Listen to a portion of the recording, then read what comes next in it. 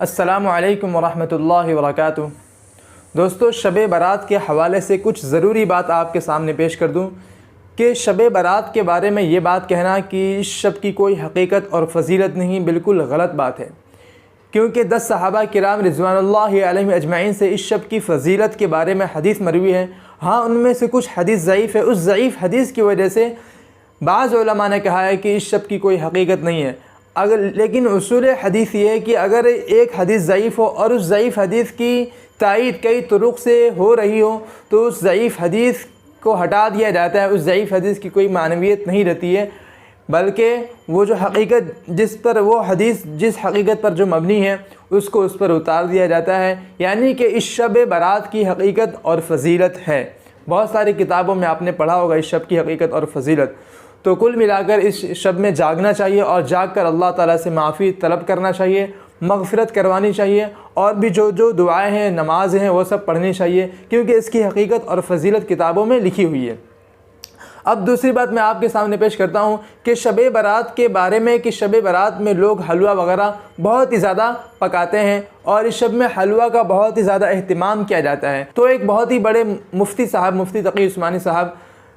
جو ہے، ان کی کتاب شب برات کی حقیقت، اس میں لکھا ہوا ہے انہوں نے کہ شب برات میں حلوہ پکانے کے بارے میں کہ اس میں حلوہ پکانا کیسا ہے۔ تو وہ میں آپ کو پڑھ کر سناتا ہوں، تاکہ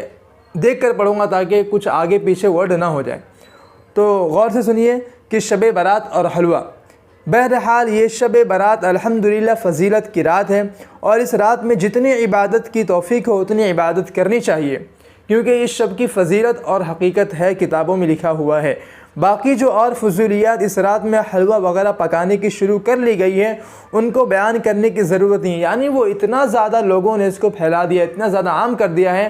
کہ فرما رہے ہیں کہ ان کو بیان کرنے کی ضرورت نہیں، یہ عیا اور بیاں ہیں پہلے سے، اس لیے کہ شب برات کا حلوہ سے کوئی تعلق نہیں۔ شب برات اور حلوہ دور دور تک کا ان کا کوئی تعلق نہیں ہے، بلکہ لوگوں نے اس کو گڑھ لیا ہے۔ اصل بات یہ ہے کہ شیطان ہر جگہ اپنا حصہ لگا لیتا ہے۔ اس نے سوچا کہ اس شب برات میں مسلمانوں کے گناہوں کی مغفرت کی جائے گی، چنانچہ ایک روایت میں آتا ہے کہ اس رات میں اللہ تعالیٰ اتنے انسانوں کی مغفرت فرماتے ہیں جتنے قبیلہ کلب کی بکریوں کے جسم پر بال ہیں،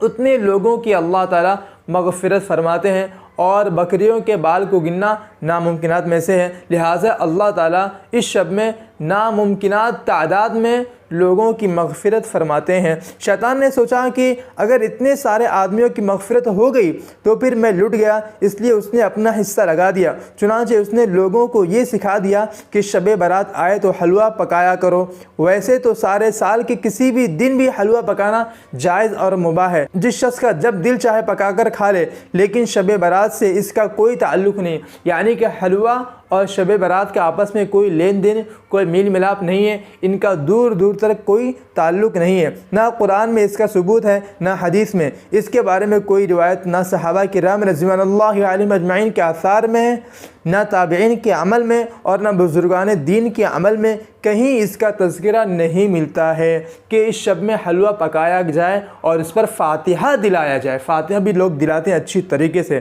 لیکن شیطان نے لوگوں کو حلوہ پکانے میں لگا دیا، چنانچہ سب لوگ پکانے اور کھانے میں لگ گئے۔ اب یہ حال ہے کہ عبادت کا اتنا اہتمام نہیں کیا جاتا جتنا حلوہ پکانے کا اہتمام کیا جاتا ہے۔